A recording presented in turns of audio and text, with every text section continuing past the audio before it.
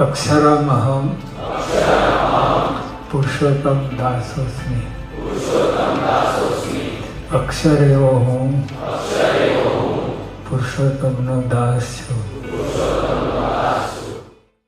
अक्षरमहं पुरुषोत्तम दासोस्मि। ये पुरुषोत्तम मास चालू है, अधिक मास अभी चालू है, तो हमें सब नारायण का नाम लेते हैं, लेकिन उससे भी ज्यादा अगर थोड़ा सा मैं बताऊं तो जरूरी क्या है, तो अपना चरित्र जो है उसके ऊपर हमें ध्यान देना है और उसको धीरे धीरे हमें नारायण की ओर, नारायण की दिशा की ओर हमें मोड़ना है। तो वो किस प्रकार से होता है, तो हमें लगता है कि हमें कोई देखता नहीं है। तो ये नंद बाबा जो कृष्ण जी के पिताजी थे, वो जब गोकुल में थे तब वो महावन में रहते थे, तो उनके पास तो बहुत सारी गैया थी। उन्होंने श्री कृष्ण के नामकरण के दिन भी 2 लाख गैया दान में दी थी, फिर भी उनके पास 2-3 लाख जितनी गैया थी। तो इतनी गैया थी कि उसको चलाने के लिए सबका एक हेड होता है, वैसे वो सभी गायों का एक हेड था, सुनंत करके व्यक्ति था, गोपालक। उसके नीचे बहुत सारे गोवाल थे जो ये गायों का ध्यान रखते थे। जैसे माता अपने बछड़े को स्पर्श और गंध से पहचान लेती है, वैसे ही ये जो सुनंद है वो हर एक गाय को स्पर्श मात्र से पहचान लेता था कि ये कौन सी गाय है और क्या है, सब उसकी डिटेल्स उसको सब पता चल जाता। अभी रोज सुबह उसको चराने के लिए जाता था। तो एक दिन जब वो अपने गोपालक जो साथ में थे, गोवालिया सब, उसके साथ गैया चराने के लिए जब जाते हैं, तो इतनी सारी 2 लाख जितनी गैया को लेके जाना, तो उसमें से एक भी गुम ना होना और ध्यान रखना, तकेदारी रखना, फिर उसका चारा देना, समय सर वापस लाना, तो ये बहुत बड़ा काम था। आज हम कंप्यूटर पे काम करते भी ऑफिस में थक जाते हैं, लेकिन उस वक्त तो शारीरिक एवं मानसिक और एवं प्राकृतिक रूप से काम करना पड़ता था, क्योंकि दोपहर की गर्मी भी थी, तो उसके पीछे हमें इतनी गैयों को संभालना। तो जब वो जा रहे थे रास्ते में, तब कंस का जो एक व्यक्ति था वो वहां पर उसको रास्ते में मिलता है। तो उनको लगता है कि कंस को तो कर देने के लिए उस समय जो टैक्स दिया जाता था उसे कर बोला जाता था। तो जो प्रतिष्ठित और धनवान व्यक्ति थे उनको स्वयं कर देने के लिए जाना था, क्योंकि अगर कुछ उसमें ज्यादा बढ़ोतरी करनी है या कुछ चर्चा विमर्श करना है तो वो धनवान व्यक्ति के साथ कंस बैठकर करता था, बाकी सबके आजू बाजू के लोग देते थे तो चलता था। तो नंद बाबा स्वयं उनको कर देने के लिए जाते। तो फिर ये आदमी आज हमारे गोकुल में क्या कर रहा है? मथुरा से आया हुआ ये कंस का व्यक्ति हमारे सामने क्यों है? लेकिन उसने वहां से बेध्यान करते हुए अपनी गैया चराने के लिए मार्ग में वो आगे चलता गया। थोड़ा आगे गया और सब गोपालक आगे चल रहे थे अपनी अपनी गैया के झुंड को लेके। तो ये व्यक्ति कंस का जो था वो सुनंद के पास आता है और बोलते हैं कि सुनंद, मैं तुझे एक बात बताना चाहता हूँ। तो बोल, क्या बात है? तो मेरी इच्छा है कि तू कम से कम मुझे 15 या 20 गाय इसमें से दे दे जो ज्यादा दूध देती है। मैं उसके लिए कहा मैं, क्योंकि उस वक्त कंस के राज्य फर्क आ रहा था, तो मथुरा भाव का रहता था, उसका मूल्य थोड़ा। तुझे मथुरा के अच्छी सी गाय दे जो दूध दे, और सब तरह से वो अच्छी गाय। गाय जब मेरी है ही नहीं तो मैं आपको कहाँ से? ये तो नंद बाबा की गाय है। तो बोला, इसलिए तो बोल रहा हूँ, जब ये तेरी है नहीं तो फायदा तो तुझे होगा, क्योंकि मैं सोने का सिक्का तो सब तुझे दे रहा हूँ और तुझे भी दो, तुझे शादी में भी ये सोने के सिक्के काम, तो मुझे 15-20 अच्छी। तो वो बोलता है कि वो मैं कैसे, मैं माता स्वरूप में देखता हूँ, तो पर चरित्र को हमें बारीकी से देखना है। तो बोला कि इसमें क्या है, तेरी गैया नहीं है, तू माता है तो बाकी की माताओं की सेवा कर, लेकिन ये तू गाय जो है वो मुझे कुछ गाय इसमें से दे दे, नंद बाबा को पता भी नहीं चलेगा।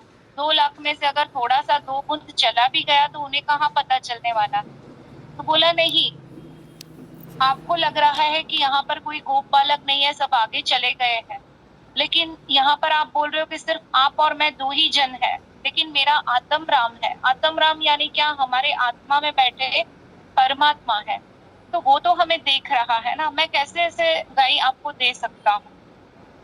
बहुत आनाकानी हुई और वो सुनंद जो है वो गायों को लेके आगे चला जाता है।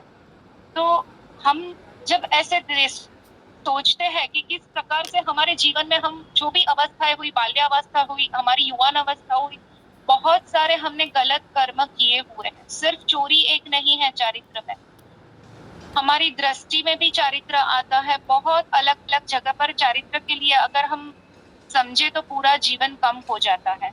तो ऐसे चारित्र में परिवर्तन लाने के लिए पुरुषोत्तम मास में हमें ज्यादा से ज्यादा पवित्र काम करना है, नारायण का नाम लेना है, व्रत उपवास हमारी जो भी क्षमता है वो हिसाब से हमें करना है। लेकिन सबसे ज्यादा उसमें क्या है वापस, तो हमारे चरित्र को परिवर्तन लाने के लिए हमें नारायण के साथ जुड़ना है। तो उसके लिए हमें समर्पण भाव प्रकट करना है। समर्पण भाव हम कैसे प्रकट करते हैं? तो वैष्णव संप्रदाय में ऐसे कहा जाता है कि ब्रह्म संबंध लेना चाहिए। तो ब्रह्म संबंध क्या यानी कि क्या? कि हमारे आत्मा का परमात्मा से जोड़ान करना, और जैसे ही हमारा जब देह छूटता है तो हम वैकुंठ धाम जाते हैं और नारायण हमारा ध्यान रखते हैं, वो हमें जीव को पकड़ के रखते हैं। हम नारायण को बार बार छोड़ देते हैं, लेकिन नारायण हमें पकड़ के रखते हैं। तो वैसे ही एक व्यक्ति है वैष्णव संप्रदाय का, उसका पूरा परिवार है, लेकिन ब्रह्म संबंध से जुड़ा हुआ नहीं है। ब्रह्म संबंध जो गुरु है उनके पास से ही वो मिलता है। हवेली में जो बाबा श्री रहते हैं उनके पास से हमें ब्रह्म संबंध मिलता है। तो वो व्यक्ति है, वो बाबा श्री के पास आता है और बोलता है कि मुझे ब्रह्म संबंध लेना है। तो बाबा श्री उनको पूछते हैं कि आपको ब्रह्म संबंध क्यों लेना है? आपको पता है 24 घंटे में से 1 घंटा आपको नारायण के लिए निकालना है। दूसरी बात, आपको तुलसी की 2 कंठी पहननी पड़ेगी, जो हमने बहुत बार बताया है कि कंठी क्यों पहननी चाहिए। तो बोलता है कि कंठी पहननी पड़ेगी, लेकिन आजकल लोग बोलते हैं कि गले में कंठी हमें खींचती है तो हमें तुलसी की कंठी माला नहीं पहननी है। तो बोला नहीं, मैं दोनों चीजें फॉलो करूंगा, मैं कंठी भी पहनूंगा और आप जो बता रहे हो मैं 1 घंटा रोज नारायण के लिए निकाल लूंगा। तो बोला कि और क्या कर सकते हो? तो बोला मैं और तो कुछ नहीं जानता, बट मैं सालों से एकादशी का व्रत कर रहा हूँ। तो बोला वैष्णव संप्रदाय में एकादशी के साथ और 4 उपवास करने रहते हैं, तो वो भी करने पड़ेंगे। लेकिन उपवास कैसा करना है? आज जो अधिक मास में हम उपवास कर रहे हैं या एकादशी में उपवास कर रहे हैं, ऐसे उपवास नहीं। फराहाल जो हम करते हैं कि मोरया खाते हैं, राजगरा की अलग अलग प्रकार की पूरियां पराठा बना के खाते हैं, साबुदाना खिचड़ी खाते हैं, बहुत सारा हम व्यंजन फराल का बना के खाते हैं, वैसे नहीं। फराल यानी कि हमें भोजन में से आसक्ति दूर कर कर हमारा ध्यान जो है, मन जो है, वो नारायण के प्रति केंद्रित करना है, और नारायण के प्रति केंद्रित करके फिर उसको समर्पित भाव में हमें रखना है। तो बोला हाँ ये सब कुछ मैं करूंगा, लेकिन आप मुझे ब्रह्म संबंध दो। और तब जब बाबा श्री उनको ब्रह्म संबंध देते हैं, तो ब्रह्म संबंध तो हमें जो भी संप्रदाय हम धर्म फॉलो करते हैं वहां से हमें मिल जाता है। हम अच्छे अच्छे कार्य करते हैं कि ये अधिक मास है तो हमें दान करना है, पुण्य है, उसके पीछे हम लगातार वो दौड़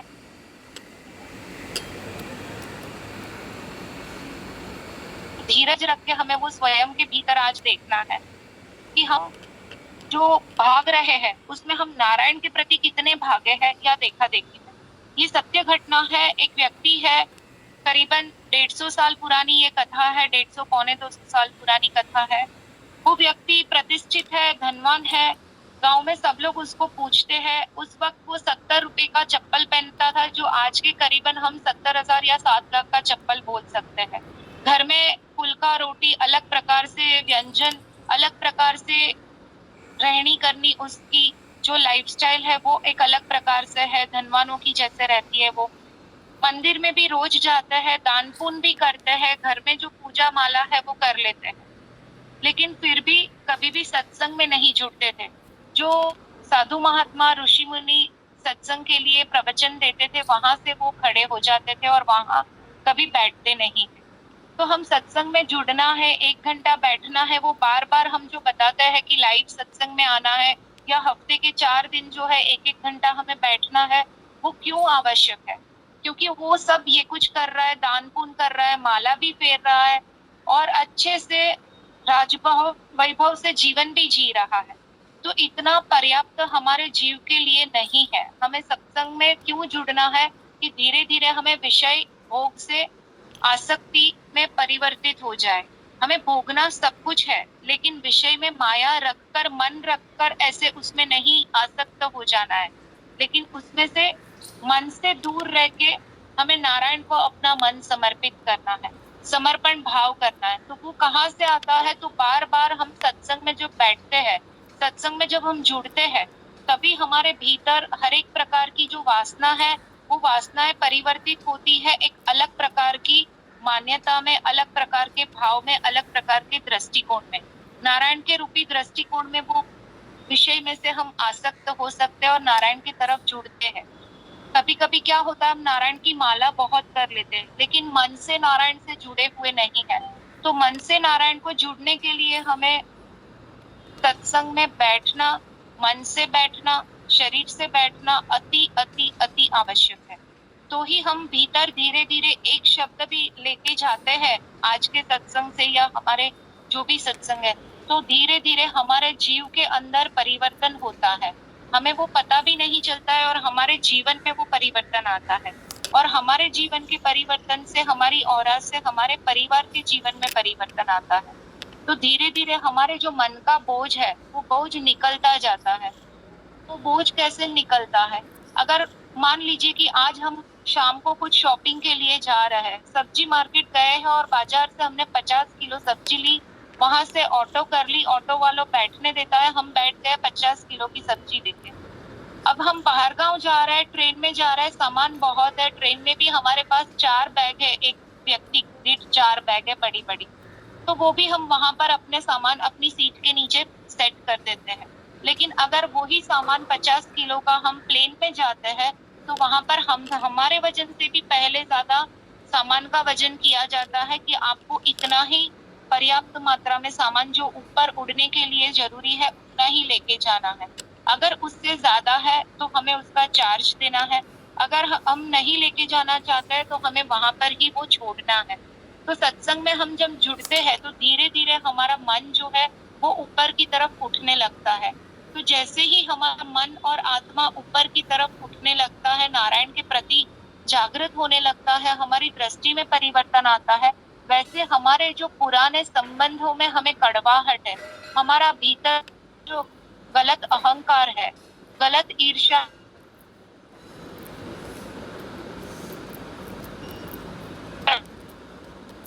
है, क्योंकि प्लेन के सफर में हम एक से ज्यादा सामान, उनका जो मर्यादित सामान है उससे ज्यादा नहीं ले जा सकते।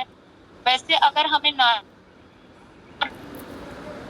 के साक्षात दर्शन करना है, नारायण के चरणों की अनुभूति करनी है, तो ये पुरुषोत्तम मार्ग श्रेष्ठ है। लेकिन उसके लिए हमें पिछली हमारी जो भी बातें हैं, पिछले हमारे जो भी संबंधों में कड़वाहट है, हमारे बाल्यावस्था में भी अगर हमारे कोई मित्र ने हमारे साथ स्कूल में या आजू बाजू में भी कुछ व्यवहार किया है जो हमें आज तक याद है, तो वो बोझ हमारे मन का है, हमारे भीतर आत्मा में हम संग्रह करके रखे हुए हैं। वो व्यक्ति तो चला गया। हमारे कॉलेज में अगर किसी के भी साथ हमारी अनबन हुई है या किसी ने अपमान किया है, तो वो आज तक में बुरा व्यवहार, बुरी जो वो हमारे ससुराल में, हमारे ऑफिस में, हमारे निजी स्व जीवन में जो हमारे पति और बालकों और सास ससुर और माता पिता भाई बहन है, वो परिवार में भी बहुत बार हमारा अपमान होता है, बहुत बार स्वजनों से ईर्ष्या का प्रवाह आता है, तो हम वो सब पकड़ के रखते हैं। आज ये अधिक मास में हमें आज के मेडिटेशन में ये कंपल्शन सबको छोड़ना ही है, उसका त्याग करना है कि पुराना जो भी कुछ हो गया है उसे हमें छोड़ देना है, उसे हमें माफ कर देना है, स्वयं को भी, उस परिस्थिति को भी, और हमें बहुत गहराई से नारायण के नाम को पकड़ना है और गहराई से देखना है कि हमारे भीतर किसी भी प्रकार का अहंकार भी ना रहे। लेकिन अहंकार तो हम एक बार जागृत अवस्था में निकाल सकते हैं, उसके पीछे जो ईर्ष्या है जो हमें पता नहीं चलती है कि हम किसी के प्रति ईर्ष्या का भाव उत्पन्न कर लेते हैं, और हमें मन में वो संग्रह भी हो जाता है और हमें समझ भी नहीं आती, और वो भाव जो है वो हमारे ही मन में वट वृक्ष बन जाता है, और फिर दूसरों के प्रति भी हम इस प्रकार से ईर्ष्या कर लेते हैं। तो ये जो ईर्ष्या का भाव है, आज उसका हमें परमानेंट त्याग करना है। ये बार बार हमारे भीतर प्रकट होगी, लेकिन सत्संग से हम जुड़ते हैं, नारायण का नाम लेते हैं, तो धीरे धीरे ईर्ष्या की मात्रा कम होती जाएगी।